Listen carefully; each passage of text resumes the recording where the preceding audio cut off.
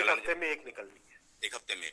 दूसरा सवाल ये है कि जब हम रोजगार की बात करते हैं तो रेलवे को लेकर लोगों की उम्मीद रहती है कि रोजगार आएंगे, और जब पिछला जनरल इलेक्शन था उससे पहले एक तरीके से अभी 1,54,000 लोगों का रोजगार कंप्लीट हुआ है। 1,54,000, 1,54,000 लोगों का, 1.5 लाख लोगों का रोजगार अभी कंप्लीट हुआ है।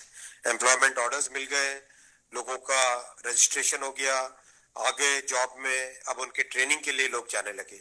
जैसे ये प्रोसेस कंप्लीट हुआ, नेक्स्ट प्रोसेस चालू हुआ।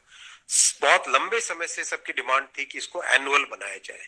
एनुअल इसलिए बनाया जाए, अगर 4-4, 5-5 साल के गैप में आता है तो कई लोगों की एज निकल जाती है उसमें से, राइट।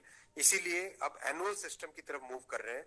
जनवरी में, अप्रैल में, जून में और अक्टूबर में, इन ये चार बड़े चंक है, एएलपी, टेक्निकल, नॉन टेक्निकल और ग्रुप लेवल 1, ये जो 4 बड़ी कैटेगरीज है, इन 4 बड़ी कैटेगरीज का साल में 4 हिस्से किए गए कि जनवरी में स्टार्ट करें एक जो एएलपी का, दूसरा टेक्निकल स्टार्ट करें अप्रैल में, नॉन टेक्निकल स्टार्ट करें जून में, और अक्टूबर में स्टार्ट करें लेवल 1, और ये साइकिल चलती रहे।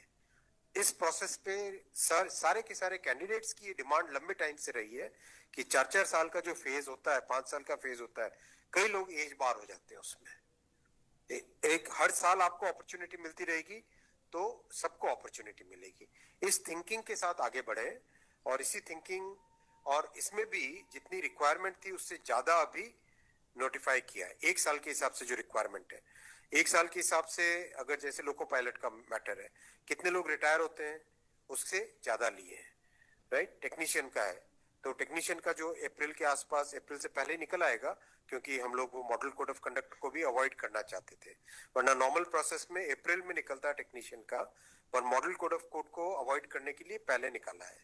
तो जनवरी, अप्रैल, जून, अक्टूबर, फिर अगले साल वापस जनवरी, अप्रैल, जून, अक्टूबर, फिर अगले साल वापस, इस हिसाब से ये प्रोसेस कर रहे हैं। सर, एक साल में कितने जॉब्स निकलेंगे इसमें? डिपेंड करेगा जिसकी जितनी रिक्वायरमेंट है। हर एक जोन की अपनी अपनी रिक्वायरमेंट आती है, हर डिवीजन की रिक्वायरमेंट आती है, कोई एस्टिमेट नहीं, हर वर्कशॉप से आती है। एस्टिमेट बनता है, बन के ही तो निकलता है, फिर एस्टिमेट बन के निकलता है ना, फिर हर एक कैटेगरी के लिए अलग अलग बनता है।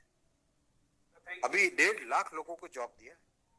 आप सोचो उस एग्जाम की कॉम्प्लेक्सिटी, 500 से ज्यादा शहर, कितनी शिफ्टें, 1000 से ज्यादा शिफ्टें, 15 लैंग्वेजेस, 1-1 करोड़ लोग एप्लीकेशन। कहीं पे कोई कंप्लेंट आई? 0 कंप्लेंट। कहीं पे कोई paper leak? 0 paper leak. Complete हुआ ना एकदम ट्रांसपेरेंटली।